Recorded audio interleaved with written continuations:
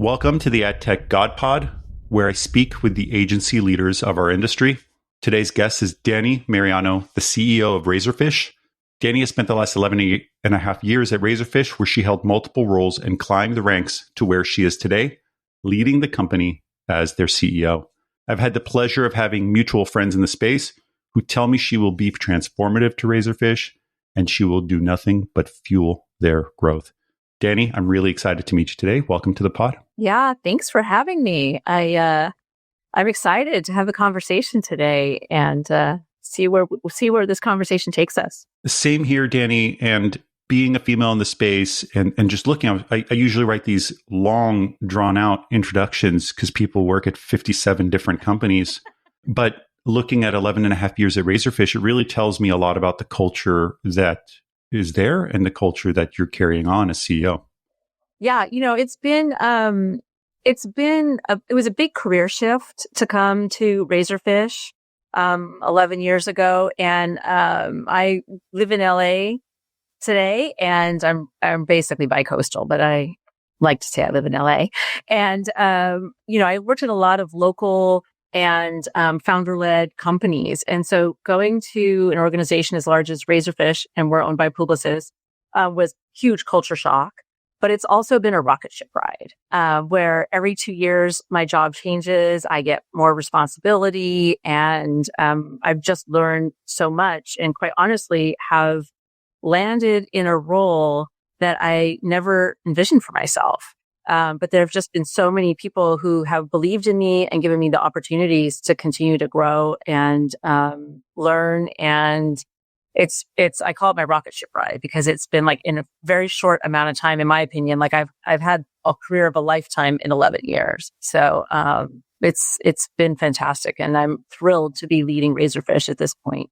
It's funny because you touched up on so many hot topics, right? Like the knowledge, the added responsibility and growth. And these are all the things that people look for in their careers. So if you're getting it in one place, like why leave if you continue to see this growth pattern in your career? Yeah, 100%. Especially, I like to stay at places about 7 years. So when I hit my 11-year anniversary this summer, I was like, oh my gosh, I've been here 11 years. That's the longest I've ever stayed someplace. And I typically last about 7 years, showing my age a little bit. But you really get to know the organization. You get to build the relationships, which I think, I had a roundtable with early careerists earlier this week, and just talking about how important relationships are in your career and how easy it is to overlook that with all this remote work and the push and pull there. But being able to build those deep relationships and finding advocates and mentors and all of the people that really help not only shape you, but buoy your career. And I found all of that here at Razorfish. And so I like to say that I've been lucky, but I also know there's a lot of hard work and being ready for when opportunities presented themselves to be able to grab them. It's always that balance of, hard work and then luck and somebody seeing something in you that you can do and then trusting you and taking on that responsibility. How has it been for you?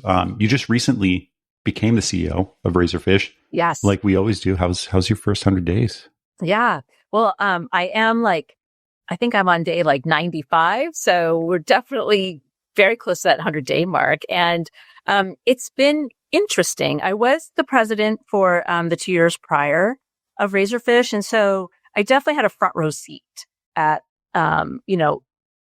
guiding the company, getting to know the talent.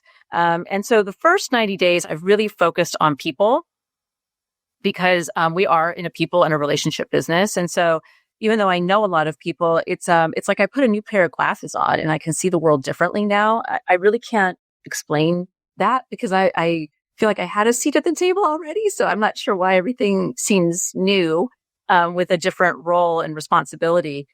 So that's been really interesting. So important to making sure that the right people are in the right roles. And so that's been a big focus for me, but also listening.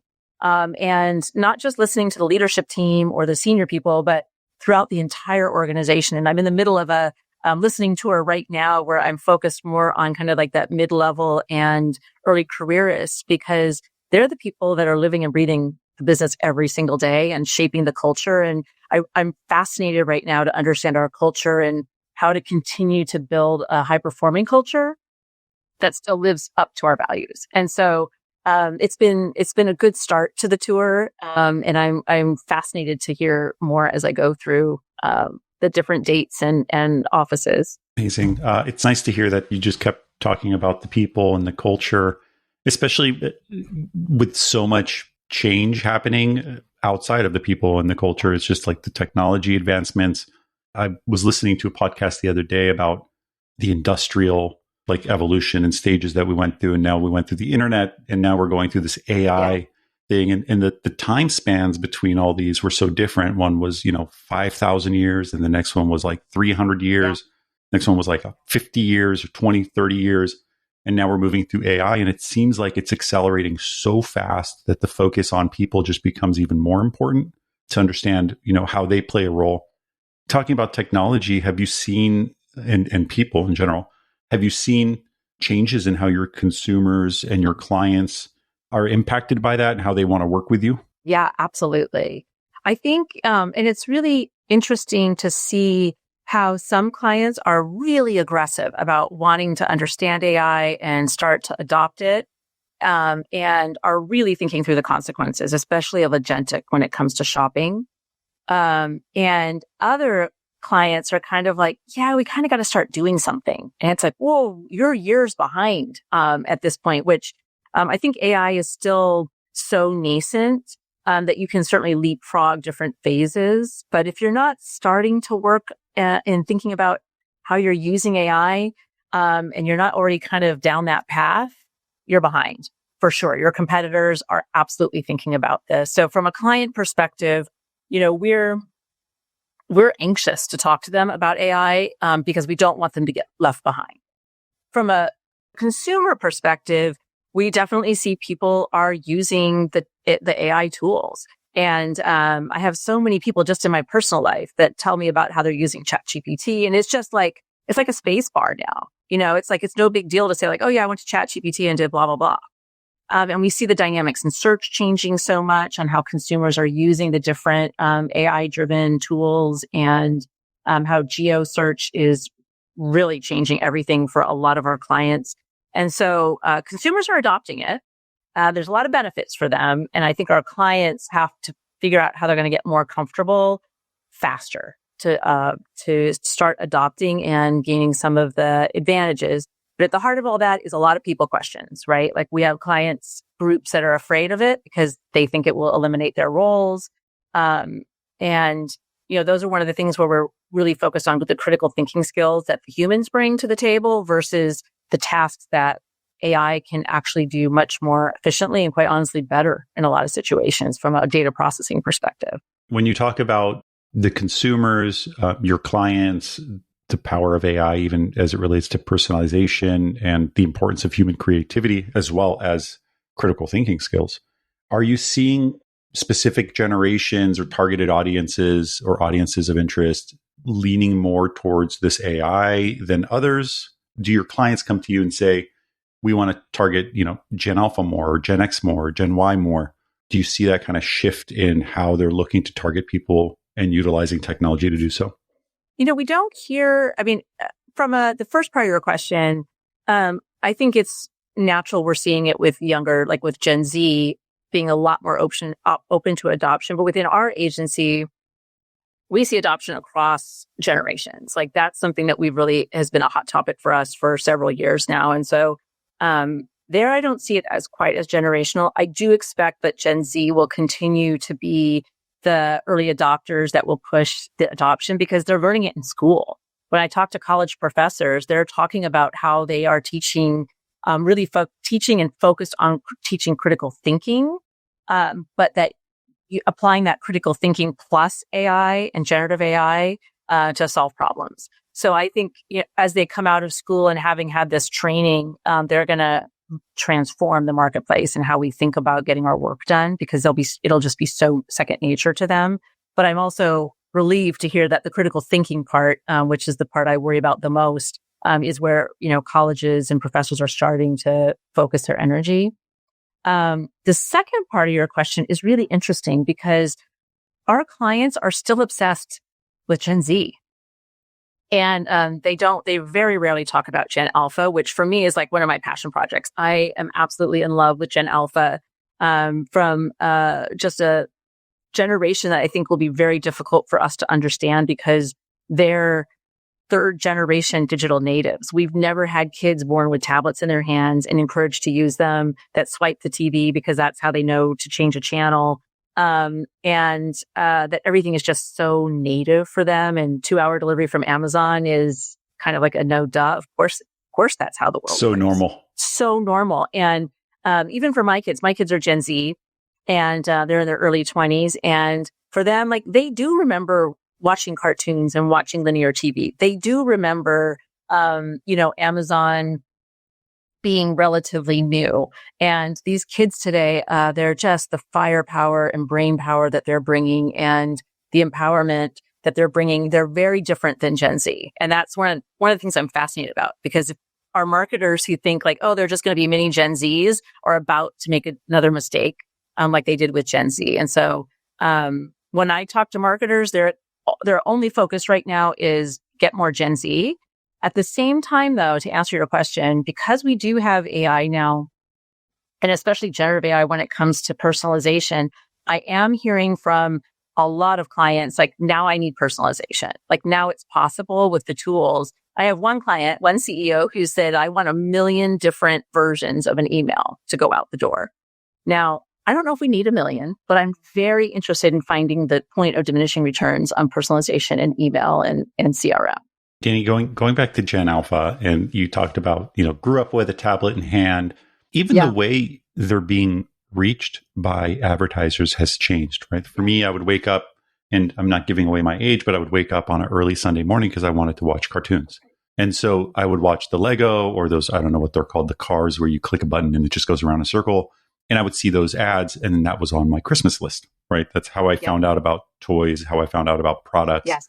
Now it's influencer based. Like my kids tell me, oh, there's this influencer, there's that influencer. They're big on YouTube, they're big on Instagram. Yeah. And the way they consume advertising content is very different. Where they consume that content is on demand. So if it's not interesting, they're swiping right past it within a millisecond. It's just like it didn't catch their interest. And it's creating a very different generation that is very much so instant gratification, instantly needs to be addressed, and instantly wants to express themselves. And it is so different than my world of running home after going out and typing on my wall on MySpace saying I had a great night. Here's a picture with some HTML code for me to apply a photo. Now it's like they're live and they're live streaming it and they're posting it instantly. How are you working with these brands, and how is that experience different? Yeah, it's a great question. I think we do it. Well, I think there's a lot to talk about with Gen Alpha and a lot to unpack in everything that you just said. So first, we do a lot of proprietary research. We work with GWI as our research partner, and we do research with kids and their parents because we want to understand from their perspective, but we want to do it in a way that's safe and respects kids' privacy, of course. And at Razorfish, we don't actually have brands that target children. So what we're really thinking about is how do we understand from a generational perspective what's going on so that as they become, and they're turning 13 this year, as they turn 16 and 18, our brands and our clients are ready for them. Especially I think about product development cycles because innovation for them is not incremental. It's dramatic breakthrough. And so we know that those life cycles for product development are long. And so that's, one area that we're really focused on with clients of, are you thinking ahead 4 years from now in your products? What I hear a lot of anecdotally is that they see something online from an influencer and they see that as something that they can do themselves right away. And that they want to have that physical experience in addition to seeing it online. And so it's not aspirational for them. It's like DIY. And so I think back for my generation, it was Martha Stewart. Like those magazines are gorgeous, but I never thought I was actually going to make anything that looked like anything in her magazine. But for these kids, they see something like that. They're like, yeah, let's go make it. And I hear so many stories from parents saying like, yeah, when they see something, we have to go to the store, get all the things, and they come home and they want to like hands-on make it. So they're definitely a generation that thinks that they can do anything, and they probably can because there's a how-to on YouTube for pretty much everything. But they have a different blend of digital and physical, whereas Gen Z tends to be more like everything's digital, and their physical experiences are separated. For Gen Alpha, it's all continuous and blended. And so that's something that's important for marketers to start thinking about, of how do you create those true omni-channel experiences, especially with personalization, so that you know them, whether you're in the store or whether you're online, in your car, in the kitchen, like whatever screen they're looking at, they know you know them. How with AI becoming such a huge part of our lives day to day, it's as common as clicking the space bar today. How do you keep the authenticity around everything, and how do you build trust when everything around us feels like AI? It's getting, I don't know if you saw, I think it's Sora 2 was just recently launched. And if you've seen any of those videos, it's incredible, like absolutely incredible. Yeah. But how do you keep that authenticity and that brand and trust building present when everything looks like AI? Yeah, it's something that we talk about a lot because with AI becoming so good, we're creating a sea of sameness. And so for creative and creative from brands to really break through, you've got to have the right insights. You have to understand your consumers in a way that we've never really had to understand them before.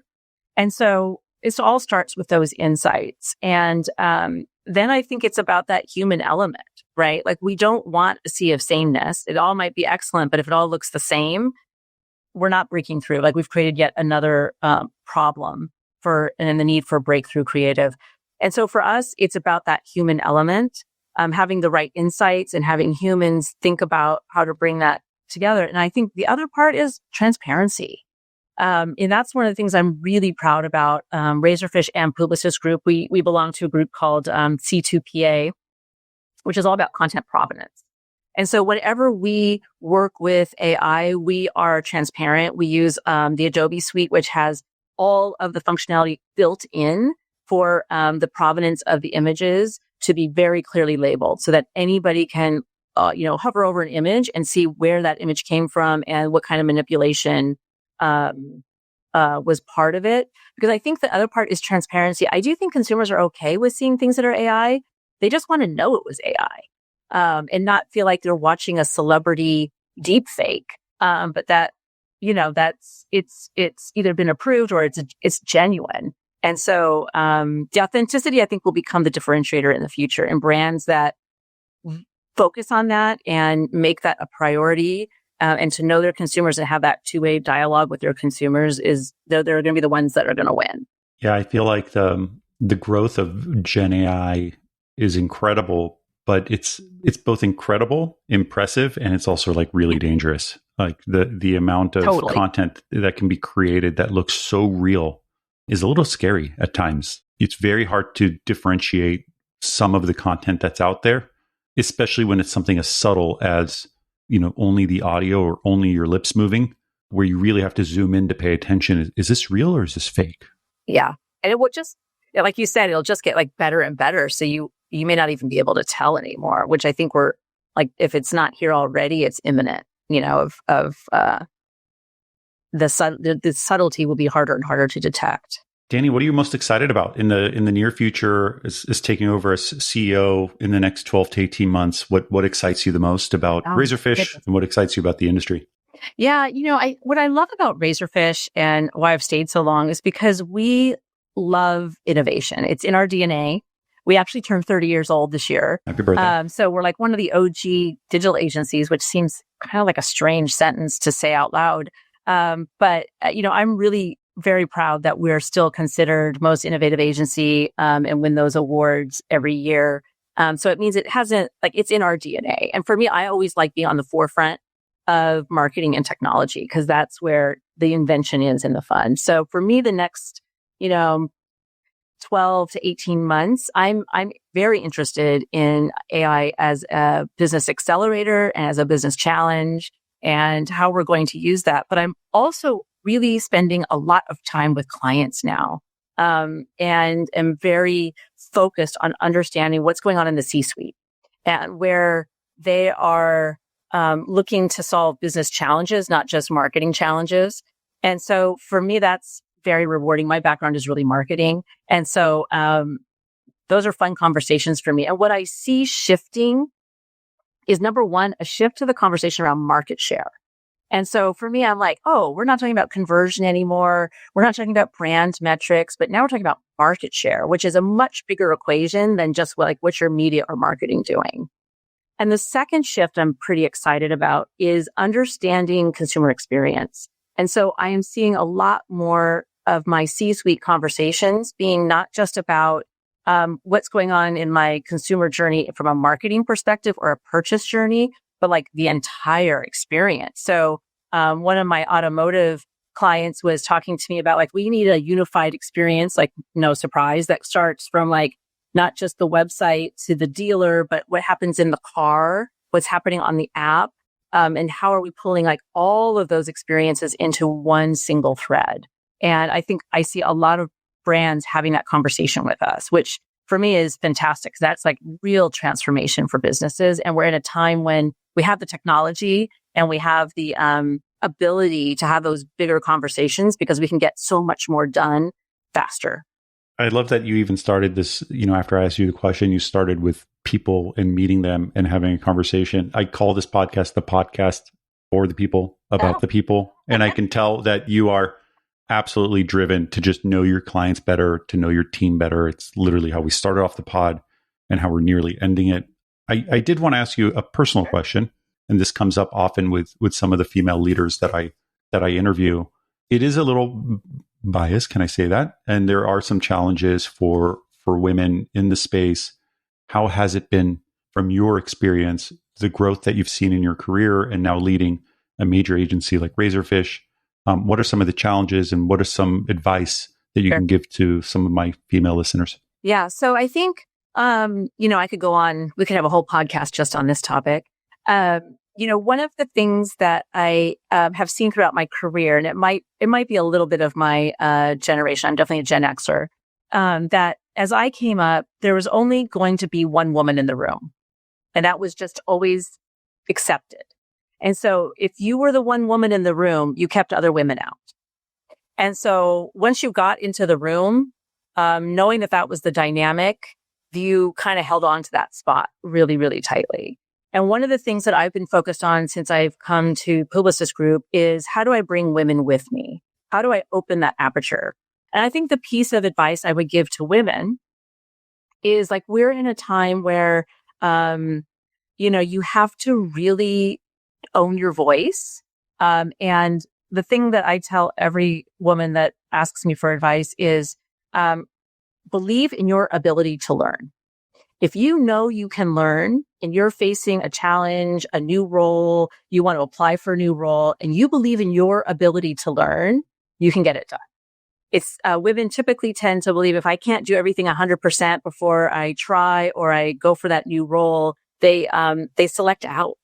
And I think if we believe in our ability to learn, we will take more risks. And so it's a leap of faith. It's one that I have learned in my career. I learned it about 5 years ago, so did not come early to me. But once I believed in myself that I know how to learn, everything has gotten much easier.